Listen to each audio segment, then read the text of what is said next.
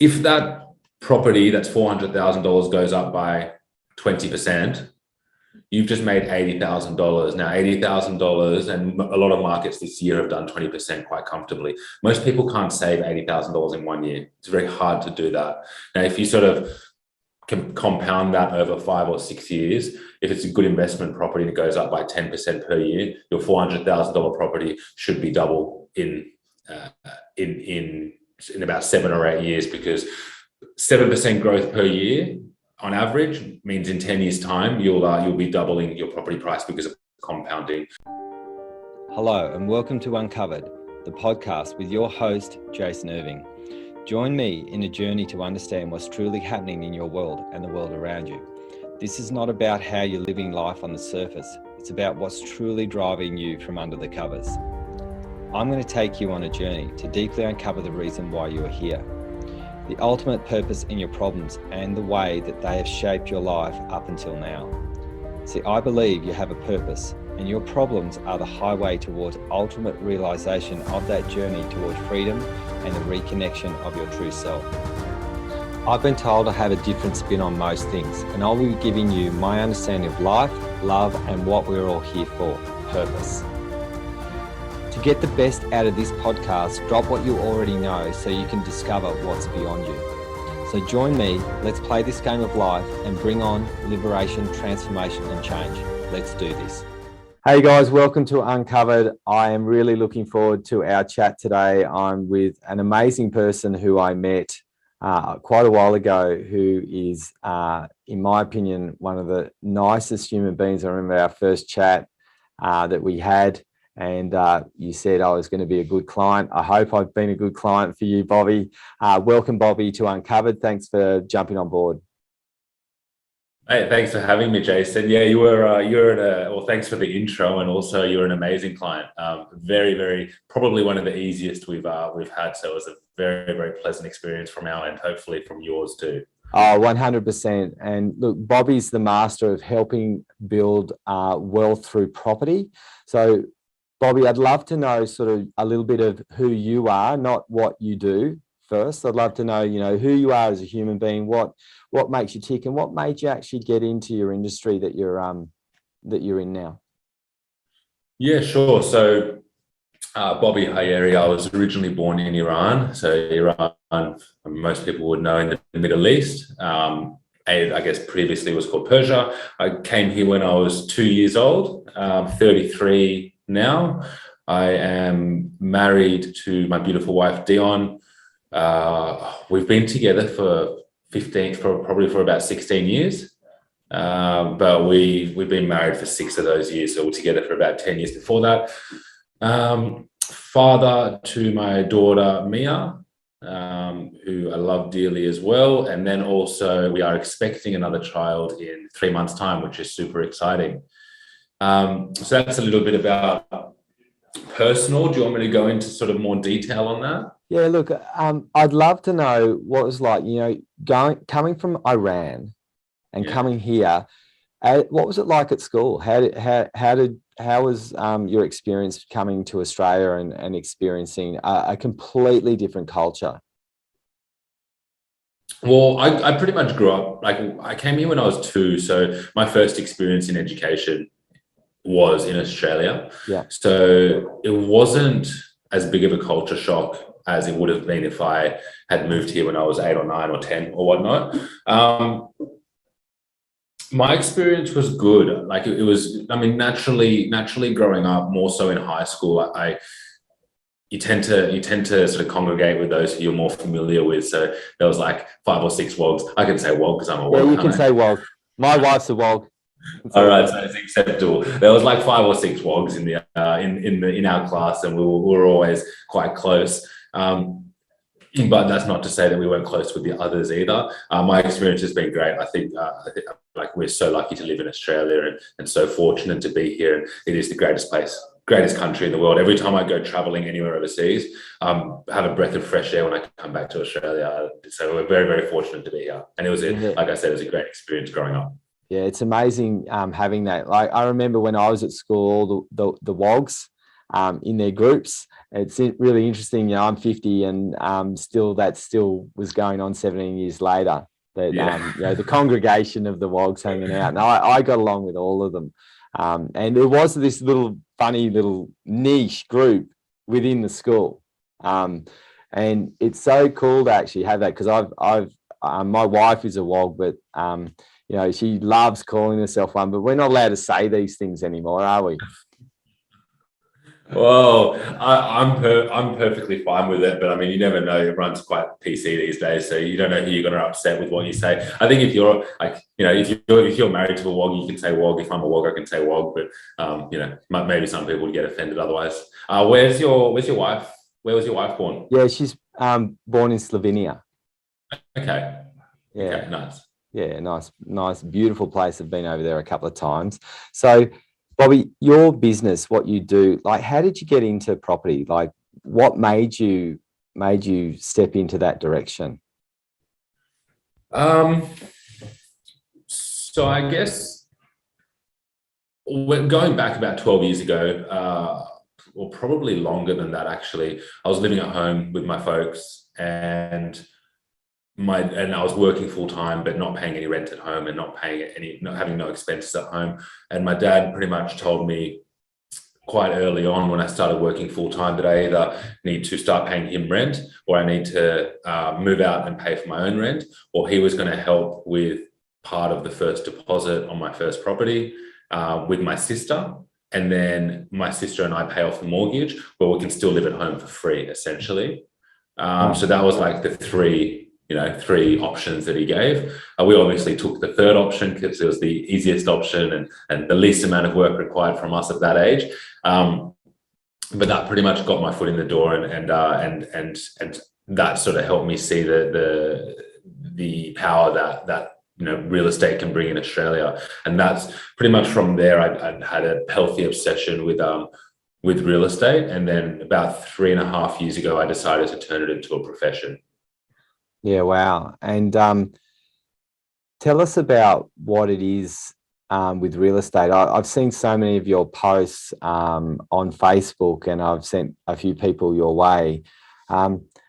A lot of people don't really know what to do with real estate. I remember a whole bunch of my clients years ago, they'd all buy up in Queensland and they bought duds. Like, they ended up having major problems and they didn't know how to sell their property and they were in the red. So people like myself, there's a guy near came who just managed to sell his dud property in Melbourne, that just for 10 years he couldn't sell it. What is it about what you do that's very, very different to what a lackey like me, who would just make the biggest buffoon mistake by buying a property that would actually not work? What is it that you do that actually is specialized, that actually makes the property go into a profit and sustainable way? Sure. So I think the biggest thing would be the data that we have access to and the information that we follow. So you touched on, you had friends who bought in Queensland and the property didn't grow for 10 years and it had a whole heap of problems and so forth. So we see that all the time, where people are buying at the top of the property cycle, and every state moves at different times. So some, for 10 years, Queensland will boom. During that time, New South Wales will stagnate. Then you see Perth boom while the other states stagnate. This is a property cycles move at different time in different states. We see it happen all the time, where someone bought in Queensland back in 2009 for $400,000.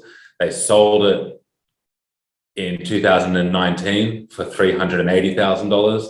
Wow. And we will buy it in 2019 for $380,000, and 2022 it's then worth $800,000. So like you see it's happening in Perth at the moment, where we're buying property for the same price as people were buying 10 years ago. And to some people, they're thinking, well, it hasn't moved in 10 years. But based on things like population growth, based on things like infrastructure spend, based on things like economic drivers, and a whole heap of other things we look into, we know that property already in the last year has grown more than it did in the 10 years prior. So the biggest thing would just be the data that we have access to, and knowing what time to get into which markets based on a whole heap of different factors that we look into. Okay, so you've been doing this for 3.5 years, and how did you manage to become such an amazing expert at doing this in such a short period of time? Cool, very very good question. So professionally for 3.5 years, personally for 12 years. Oh, wow. And I'm happy to go through, like, on a very surface level, I've got 10 properties across the east coast of Australia over the past 12 years. I was very, very fortunate. I got help with the first one. Everything else from there was sort of, me and my wife worked really hard to do what we did. And I don't say that to gloat at all. And I know in Australia there's a lot of tall poppy syndrome and whatnot. So I don't say that to gloat, but I just say it because real estate is extremely expensive and it is quite an analytical industry to be in. And when you tell someone you've only been doing it for 3 years, a very common question, well, what do you know in 3 years? Because it's not a very long time. So I'm quite open to say, well, it's been the 12 years of experience that I've had that's helped me, I guess, get, along with my business partner Darren, help. It's that's what that 10 years is what's enabled us to get the Investors Agency to where it is now in such a short amount of time. Yeah, that's fantastic. And look, one of the things that really does piss me off a lot is this tall poppy syndrome that you said. Is that one thing I got to meet and experience you, Bobby, on the phone personally, and there's a thing that I see in people. I look for good people, so I've been burnt so many times with dickheads, and so the first thing that I do is I look for the heart of the person. Now, all I'm looking for, the first time I look for on a phone call, or I've been referred by someone, I was referred to you by a person I trust, and I just wanted to see who the person was in a heart-based way. And when I heard your voice, I'm just going to give you a little bit of feedback about what I felt, because I'm a feeler. Okay. Yeah. I felt completely safe and secure that you were going to be the person that actually had not just you weren't in it for a buck, and we all are in it for dollars, guys. That's business. I'm in a business where we are in it for dollars. What I saw is you were in it to help make sure that I had a good experience, so I would be able to use you as a service in the future. So what I felt from you is our conversation felt like we were going to have a very long relationship to get to know each other, about how I wanted to look after my family. And that's what I felt. Like, I felt you as a family man, first off. I felt the fact that you were going to actually look after my family straight away. And that's what I sent you. And I don't know how you handled that. I remember sending you a message or an email saying, thank you for making sure that my family are going to be safe and secure for the rest of their lives. And can you tell me, do you remember that message that I sent and the feedback? I do. I'd love to know what that meant for you, because a guy you didn't know, and I'm talking about you really securing my life and making sure that my life was going to be a lot safer with the fact that you were in it. Yeah, well, it meant that email meant a lot, and I remember it very clearly. I'm not going to lie; I felt a little bit of pressure when I got it as well. When someone says that to you, obviously you do your best and you follow as much information as you can to get the best outcome for everybody. But when someone says that to you, you feel this extra sort of amount of pressure. But it did mean a lot when I did receive it as well. So look, I do appreciate that. I do remember that first time we spoke on the Zoom call, and I think your daughter came up and gave you a hug or a kiss. And I think at that time I just had my daughter as well, and I was thinking, if I've got a relationship like that with my daughter when she's that age, I know I've sort of been a successful parent. Yeah, and I think this is really, really important. I remember chatting. You were just about to have your baby, I think, well, congratulations, you're having another one. Thank you. It's a bit more challenging, the second one. It's just a little bit more pressure. It's the best pressure. There's a little bit more pressure for sure. And I think that's what's really, really important in our conversation here, listeners, is that, look, when you're a family man and you've got property is about family, that's its role. Like, that's its job, is to help harness security and safety. That's the first place that we go to know that if we've had a really hard day, where are we going? We're going home, right? And there's something that I believe that you do, Bobby, exponentially for people, is that you don't just create safety for a person in their first home, you create safety for the legacy of generations to come. And I think this is a bigger picture that I see. When I see people, I'm always seeing the bigger picture and the role that people play. And I looked at you and I was like, okay, he's got a far bigger role than he realizes, in my opinion, or maybe you do realize what you're here to do is create legacy for families to feel secure and safe within generational wealth, in my opinion. Is that something that is what you're sort of really here for? That's what I saw anyway. Definitely. So when we take a client on board, we ask them a whole series of questions, and one of those questions is, what's the reason for, what's the reason for wanting to do this? And the number one answer everyone gives is to leave something for their family or leave something for their kids, especially with property prices becoming so out of reach for that younger generation. So that is the number one thing that most people mention. And our strategy is based on buying properties which have minimal to no holding costs, which will cover themselves, or at least sort of neutral at a bare minimum. Some clients will go negative, but it depends on each client. But generally, it's positively geared or neutrally geared, so it covers itself. Low maintenance properties that you can hold on for the long term and you don't have to worry about. And that way, our clients can pass it down to their kids can pass it down to their kids, and create that generational wealth moving forward. Yeah, I love that. And I think that's really, really important, listeners, is that you put this really cool video that I just, happened to, we're doing our little scroll on Facebook, and you were talking about the world, the rich getting richer and the poor getting poorer, and what COVID had done. And I'd love you to just unpack that for us just a little bit, because how you communicated and how you logically framed that, I think listeners need to really understand this, because I've heard the complaint a lot of the time, these rich people, they're taking all this stuff and they're doing all this stuff to the poor people, and the poor people just don't get anything. And it's not true, is it? So can you give us a rundown of that video that you did on your Facebook group? Yeah, 100%. So I'll try to remember as much as I can, but I do know that topic quite detailed, so I should be quite comfortable talking about it. So I would have mentioned, so I did a video about 2.5 years ago when COVID first arrived at our shores and they shut the economy down. I did a video saying that when the dust settles, we didn't know it was going to take 2 years, but I just mentioned when the dust settles and when life goes back to normal, there is going to be rapid inflation. Inflation just means your cost of living is skyrocketing. Cost of assets, cost of living is all skyrocketing, while wages will generally stagnate.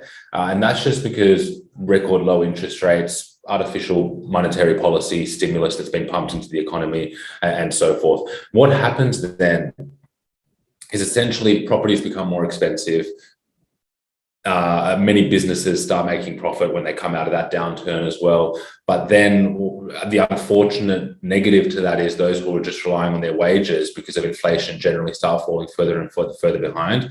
And in that video, I mentioned, when you hear about the rich getting richer and the poor getting poorer, it's not the rich stealing from the poor. It's just that the rich, and I don't like using the term rich, it's just, and in the video I actually mentioned, just consider rich as those who own assets. Yeah. And consider poor as those that don't have any assets. That's the only difference between the two in comparison to that video. Yes.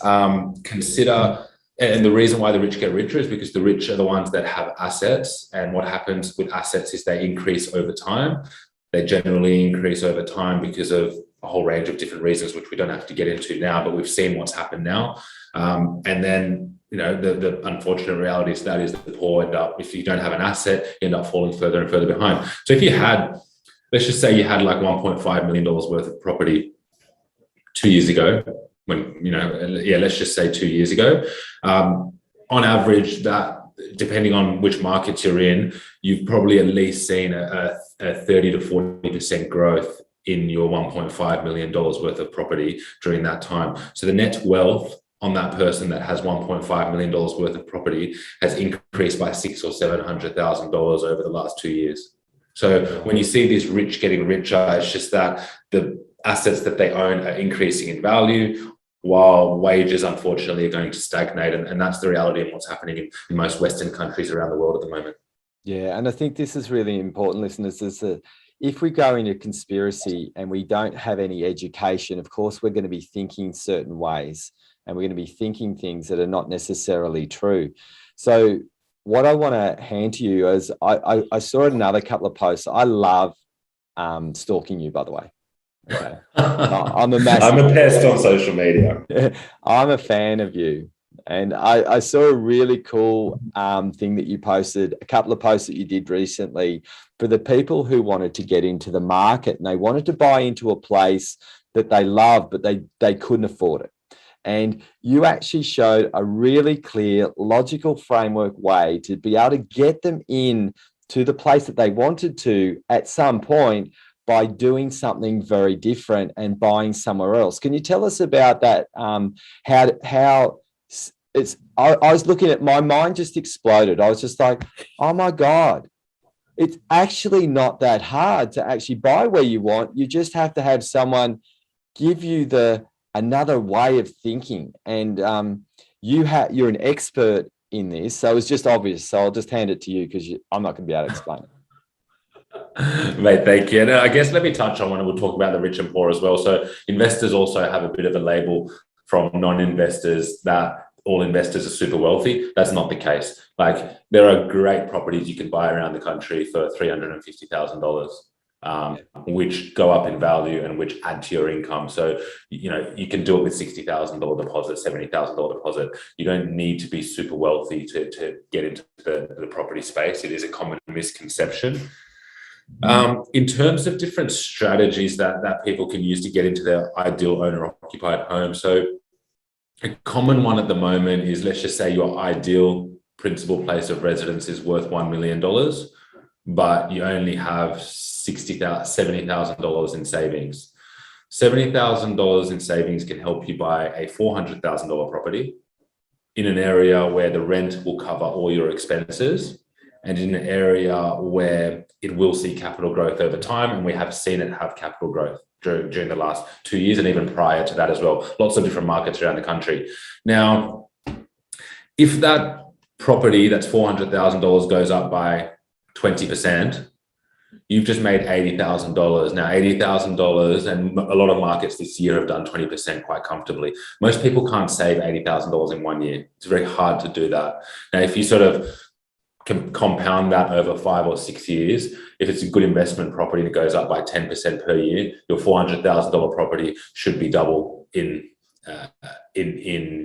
about 7 or 8 years, because 7% growth per year on average means in 10 years' time you'll be doubling your property price because of compounding. So I don't have the calculator in front of me, but if it goes up by 10% per year, within about 7 or 8 years, you're going to double your value there.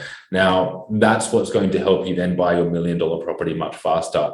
Caveat to that is that $1 million property will also be more expensive in 7 or 8 years' time. So you do want to try accumulate more than one $400,000 property. And if it's positively geared, there's a much more likelihood that you can do that. So you buy a $400,000 property, goes up by 20%, you pull the equity out, which I can touch on that if you want me to, but I don't want to complicate it too much to the listeners. You pull the equity out of that, then you buy another $400,000 property.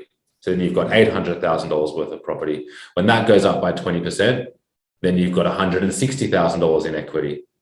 Then you can buy another one and flow on. You can roll on that, roll on that effect. When you hear people that have 5, 6, 7 properties, they're not saving a deposit every time. They're using the equity from one property to buy another one.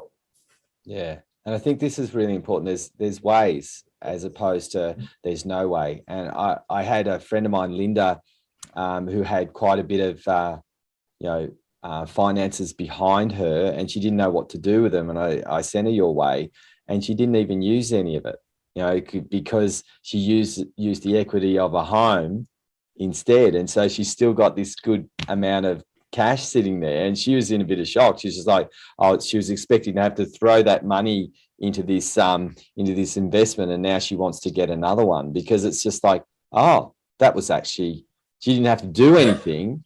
And it's just sort of mind-blowing for people who have absolutely no idea about property at all, and realizing that her lifestyle didn't have to change, and now she's in the investment market simply because she has a person who knows what they're doing hand it to her, and she's got all this extra money still sitting in a bank account that she thought she was going to have to throw at. So it's really interesting how we think, but what actually is possible. 100%. There is so much possible out there if you do get that right advice. We generally recommend people, if they've got savings, to keep the savings in their account as a rainy day and use as much of the bank's money as possible, or use the equity, or use as much of the bank's money as possible. If something was to ever go, wrong, you lose your job, whatever happens, it's not going to be your equity that's going to help you. I mean, you can pull the equity out and use it on whatever you want, but it's going to be your savings. So we generally tell people, especially when interest rates are so low, and they're still very low, use as much of the bank's money as possible, and keep your own money, put it in an offset account, you pay less interest, and you've got your buffers there. So that's generally our advice. Yeah, that's awesome. Now, I've got a question for you. I'd love the listeners to know, what is the difference between going and buying a house to the investors agency? Like, what's you have some sneaky little maneuvers that you do that nobody knows, that houses are available, and you say, hey, this is off market. So can you tell us how your agency has managed to get under the covers of the real estate market, and actually provide something that is not only in a great area for growth, but you're going past everyone converging to the house that's on the market? It doesn't even have a for sale sign. So can you tell us about what the agency actually does? So in terms of the investors agency, what we do, you touched on off-market properties. So about half the properties we're buying at the moment, probably even more, 60% of the properties we're buying at the moment are off-market. From those off markets, pretty much all of them, there is nobody else looking at those properties. Our clients have the number one opportunity to look at those properties. If we don't have anyone that wants those properties, or if that doesn't match any of our clients' brief, or sometimes the price of the off markets are unrealistic, that happens quite often as well. If they're not suitable, then they'll take it to the market. But a lot of the properties at the moment, agents will come to us, because we can make the process quite simple for the agents as well. They'll come to us, they'll say, we've got this property for $400,000. If you've got a client that will pay that much, we'll sell it off market. And it's up to us to just do the due diligence to make sure the numbers stack up. So that's pretty much, I guess, the off-market properties that you touched on. I guess the other value add sort of strategy, or value adds that the investors agency can provide is being able to secure the on-market properties extremely fast. So having our building and pest inspectors, and having our lawyers on the ground, and having inspectors on the ground, we can generally, the fastest we've secured a property on market is within 6 business hours. So within 6 business hours, we did an inspection, we got the contract reviewed, we organised a building and pest inspection, and went unconditional within 6 business hours. So that was before the first open home. So the property went on the market on Thursday afternoon, late. It was like 4 p.m. or 5 p.m. By Friday morning at around midday, we had done all the due diligence and secured that property before the first open home on Saturday. So even if the property does go on the market, being able to move fast, a lot of the time it does help a lot. I guess other benefits as well, knowing how a lot of the agents like to negotiate. So common one is if the property is on market and we can't move fast on it for whatever reason, it's a multiple offer situation. Multiple offer situation means there are multiple people putting an offer on this property. One common example is there's an agent that we work very closely with in Adelaide. We generally there's a timeline by the time you have to put your offer in. And the agents aren't allowed to tell you what the other offers are, but if you have that relationship, you can get some information out of them. So let's just say the deadline on offers is 5 p.m. on Friday. We'll call the agent at 4:50 on Friday and say, hey, have you got all the offers? He'll say yes. And we'll say, yeah, we're thinking of putting in an offer for $450,000. Do you think that's strong enough? And he'll say, no. What about 455? And he'll say, not quite. So what about 460? And he'll say, that's a strong offer. And then, we know 460 will secure it. And it's just having those relationships where you can negotiate deals like that for your clients. And the agent's telling the truth, because if you don't pursue one of the properties, you can see what that price sold for, and you're dealing with them every week, so you can see what price they're selling their properties for all the time. So just having those relationships is one of the big sort of benefits to our clients. Yeah. Well, speaking of that, about the honesty, right? So from a client perspective, looking for a home, our as a client, we think that you guys are all going to be shonking us, right? This is how we think. It's not the truth, but it's like we don't know whether we can trust the real estate agents, in quotes. How have you experienced like that sort of lack of trust and that sort of stuff in your business, or what's happened there? Because I remember when I was buying my property after I split with my ex-wife, and I was looking for something, and the real estate agent was a dick, and I was just like, I don't even want to buy this house if I have to deal with this dick. So I actually called them up and I said, can someone else actually look after me right now? I don't want this prick actually to even talk to. Wow. So they got a beautiful lady come in and I just said, I don't like the guy. I'm not going to buy this. I just don't want to even talk to him. Can someone else in the office actually come and talk to me? Because I could just feel shark infested waters. And it's really interesting. I chatted to there's a lady in our academy who does the rental and all of that. She's a real estate agent. And, first thing that happens for her is she feels like she's on the back foot first, as opposed to actually on the front foot. Have you experienced that at all? Well, you got to remember, so this was just confirm that your experience you were talking about, you were trying to buy a property, right? Yeah, I was trying to buy.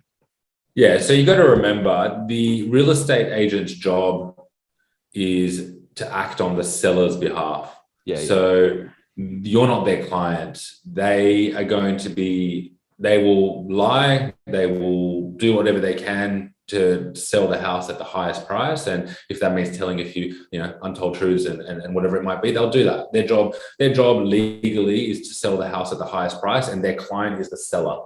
So they're acting purely on behalf of the seller. So the buyers are obviously not going to like real estate agents, because the buyers are working against the real estate agents. Gotcha. Whereas our role is, the buyer's agent, we get paid from the buyer. We act on behalf of the buyer, and the buyer doesn't need to deal with the real estate agents. They leave that all with us, and we manage that entire process. So we have had some clients, very rarely, like I can probably count them on one hand, where they think that we're trying to push, where they say, oh, do you think, is this really the right property for me? And we genuinely think it is the right property for them, so we're recommending them to buy it. But they're like, are you sure you're not just trying to sell it to me? We're like, no, it's the right property because it's getting you the right yields, it's in this location, it's like this, it's like this, it's like this. So, and we don't get any referral fees or commissions off anyone else. We only get paid from the buyer. So we're quite independent in that regards. So it has been very rare where we've had that sort of feedback. Yeah, I love that, because as you touched on, and this is where it's really different, listeners, is that we're looking at a different way of approaching, because as you said, the real estate agent is trying to sell the property, and they are going to tell stories and make a little bit up. So every single property that I've bought, that there's always all of a sudden been another buyer. All of a sudden, it's just happened last minute. Every single time there's been a last minute buy, and they put this bid in, and you might need to go a bit higher. And I just go, how can that happen every single time? 100% of the time it's happened. Every single time. Yeah. And I just think, okay, here's the hook, line, and sinker, and there's this little lie to make sure that we may be able to get another 5 or 10K out of the buy. And and this is different. This is a different process and a different way of approaching, isn't it, mate? Yeah, exactly. That's right. Like I said, it's just working independently on behalf of the buyer. It means you have their best interests at heart. We've had some clients where the process has taken 6 months. We've presented 10 properties and we haven't been able to secure them for whatever reason. That's no skin off our back. We'll continue searching until we find something for our clients. We've had other instances where it's taken one day and we found the right property for our clients. So, so for us, it's you get a brief. We just need to match that brief with a client, or match that client's brief with a property rather. And if we can do that, it is much easier. Also, with investment properties, you got to remember there's a lot less emotion. So, an investment property brief will be: I've got $500,000 I want to spend. I need $550 per week rent. I need it to be in a market which is going to see X amount of capital growth. And that might be the brief. People might tell us they want it to be 600 meters squared or more. They might say we don't want it to be more than 20 years old, something like that. But it's a very, very simple brief. There's not much emotion in there, which makes our job that little bit easier. Yeah, well, that's good. And I've got another question for you around what's happening now. You spoke earlier about inflation, and a lot of people, you're busy, still the same level of busy regardless at the moment. What is it about inflation and the house market when people get a little bit too scared maybe to buy right now? What's your advice right now around the fear mongering that goes along with interest rates rises and inflation when people are wanting to buy an investment property? Can you talk to us about that? Yeah, sure. So yes, we are still busy. We actually just had our busiest week this week in terms of signing up new clients. So we signed up 6 clients in 1 week. We've done 5. We've never done 6 before. So we have not slowed down at all. And again, the only reason I say that is to sort of let the listeners know who might be concerned that the property market is done or whatever it might be. We've just had our busiest week, and I know there's going to be lots of other buyers agents out there who are also still extremely busy. You got to remember, the media just talks about the property market as one whole market, and they generally refer to that market as Sydney and Melbourne because they're the 2 biggest markets with the biggest population, highest amount of debt. Sydney market has started dropping. It's probably decreased. Sydney and Melbourne, has probably decreased by about 15% already across the board. Different pockets more, different pockets less. You won't hear it, but if you're on the ground, you'll know it. You'll notice a lot of properties are now selling price undisclosed. If you go to the open homes, you'll see no one's actually going to a lot of them. So it's already happened in Sydney and Melbourne. Prices have dropped 15%, 20% in some areas. Life still goes on. Like the world hasn't come to an end. It still goes on. The reason those markets have dropped by 20% is because over the last 10 years, they've already gone up by 150%. Right. So if you get a market that goes up by 150% and debt levels become extremely high, there's an exodus out of those 2 states because of affordability and housing crises and so forth, even more so since COVID. It was happening before COVID anyway. So you've got markets that have done 150% growth, populations in the red, and I guess they're the 2, and debt levels are extremely high, record levels of debt.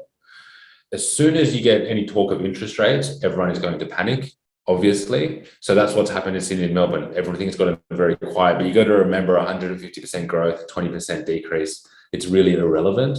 Right. The reason why the other states have not decreased at all, and we're still missing out on properties quite often because people are outbidding us, is because debt levels are not at concerning levels. Population is in the green. The economies of the other 3 states were largely unaffected by COVID, more so than Sydney and Melbourne. Sydney and Melbourne had lots of international students and backpackers and whatnot go back home, whereas Queensland, Adelaide and Perth, they weren't as affected by COVID, and their economies are a bit more self-sufficient. But as I mentioned, you've got population also in the green. Rental yields are also extremely high in those states, and there's still affordability. So a 0.25% increase in interest rates in those states doesn't affect anyone. It's largely irrelevant. Now, interest rates will continue to go up. I think they'll go up again next month, and they'll go up probably another 1 or 2 more times by the end of the year. But you got to remember that vacancy rates are extremely low around the country. So vacancy rates is the rate at which properties are vacant. So the rental market around the country is extremely tight at the moment. You also got to tie that in with builders going into liquidation because of lack of staff and material shortages. And then you got to tie that in with migration ramping up at the moment, because post-COVID, either both parties, whether it's Labor or Liberal, are going to ramp up migration. So there's, I guess that's generally what they do after every recession, to increase that population to improve the economy. So you've got increasing population, dwelling approval is extremely low because no builders can finish anything. And then you've got a vacancy rate extremely low as well. So interest rates will start going up. To counteract that, rents are not going to slow down anytime soon in a lot of states. So for those that are concerned or just sort of waiting to see what happens, if you're buying in the right area, rent prices are going to increase at a similar rate to interest rate prices in some markets. So that's going to offset the other one. And another thing to be mindful of as well, because we have this conversation all the time, if someone is waiting to see what happens, to see if prices will fall, prices won't fall in Queensland, Adelaide and Perth, they will continue. But if someone is waiting to see what happens, for every 1% increase in interest rate, the average person loses between $100,000 to $200,000 in serviceability for their loan. So if you can borrow $500,000 right now and the interest rate goes up by 1%, then you're only going to be able to borrow between $300,000 to $400,000. Yeah, okay. So look, what I'm hearing here, Bobby, is we need you. Right? I think listeners, if you're in that place where you don't know what to do around buying something that's actually going to service the future of not only yourself but your kids, the economy and all inflation and all of these things can be curbed by an expert. And I think we need to understand how to do this. So the number of people who have been burnt that I used to work with, that you don't have to get burnt if you get the right advice and you get the right support. And this is why I was so excited to have you on here, Bobby, because look, to uncover how to create wealth and how to create longevity, how to let go of this rich man, poor man, or rich woman, poor woman mentality, we have to actually be educated about the way in which it can be done properly. Would you agree? 100%. I think people's fear comes from your lack of knowledge. Like, I am scared shitless of stocks and shares. Right. I don't know anything about stocks and shares. And I'm first to put my hand up about that. I don't know anything about it. So I don't trust it. I think it's volatile. I think it's too high risk to put my money in. And look, the guys at Aureus sort of help set up a few other things as well. But I am saying that I'm not familiar with it all. And I think it's quite risky. That's just because I don't know anything about it. So people's perception of risk or whatnot just comes from their I guess, knowledge or lack of knowledge. So the more you can educate yourself, the more comfortable you're going to be with the process. Or if you don't have time to educate yourself, get sort of an expert who can help you with that. Yeah. And sort of put your mind at ease there. What you got to remember as well is you're going to hold a property for 30 years. If you hand it down to your kids, it's going to be 60 years, 70 years, whatever it might be. Over 30 years, interest rates are always going to go up. They're always going to go down. There is going to be wars. There is going to be recessions. There is going to be inflation. There is going to be all these things that we've experienced over the past 10 years will continue happening forever. You just got to remember, do you panic and sell all your assets when something like this happens? You just buy when you can comfortably afford to and when you can safely afford to, and you hold on for 20, 30, 40, 50 years. That's sort of my advice, and it hasn't really changed over this time. Yeah, that's right. I remember when there was an uproar in Canberra when the prices of this suburb called O'Connor went up from 150,000, I think, in 1999 to 240,000 or something like that. And it was just like, oh my God. And those houses are worth probably about 2 million now in 2022. Right. Wow. So you look and you just, this idea, and people have said the same thing over and over again with property. And basically it just goes up. That's just what I'm hearing. And I think what I'm the sort of person, listeners, that I don't want and I don't have time to educate myself over this shit. Right. I don't want to fucking do it. Sorry for swearing, listeners, but I'm not sorry for swearing. I just want to find a person that has the right heart, that has the right attitude, that has me in their corner. And I just want to get the expert to do it for me, because I don't want to waste a lot of my time. This is not what I don't like this stuff, right? I don't like this stuff. So I find someone who's passionate about it, who's good at it, who I can like and trust, and get them to do it for me. So then I can just wash my hands, because I've done the same thing. I have shares, Bobby. Do you know I have shares, and I don't even know what shares I have, because I got someone else to create it for me and do it. Yeah. So I can just go, thank you, share person. You've got that knowledge, and I'll just sit there and actually have it compound, and long-term game, it'll eventually go up. It always is going to go up and down. And, that's why I got you on our show today, because if you're that person, listeners, and you don't want to know, I'm always searching for a good person, for a safe person, for a smart person, for an astute person that is going to actually provide not only myself, the people who I love and care for, to have safety and security in their world without having to know any shit, right? Because we don't know stuff. We need experts, but we don't need sharks. We need whales. And that's what I see you as you're a big whale that will actually take us on the journey of security and safety. There's enough sharks out there, and I really appreciate you, Bobby, looking after my family. And as I said, I sent you a message because I've sent you maybe 2 or 3 people in the last week. I appreciate that, mate. Thank you. Some people to catch up with. And all I said was, your job is to make me look good, because I'm referring. So don't make me look like a dickhead. A lot more pressure when people come through referrals as well. But no, I really appreciate the referrals that you have passed on. Really appreciate you getting me on today as well. And yeah, look forward. Like I said, a little bit of pressure when someone says, "Oh, thank you for helping my family set up my family for the future." A little bit of pressure, but I'm happy to take that pressure on board and see where that journey takes you. Yeah, thank you so much, Bobby. And look, I'd love it if you like this podcast and you want to get in touch with Bobby. I'll put all the details in the show notes. You're in a safe hands.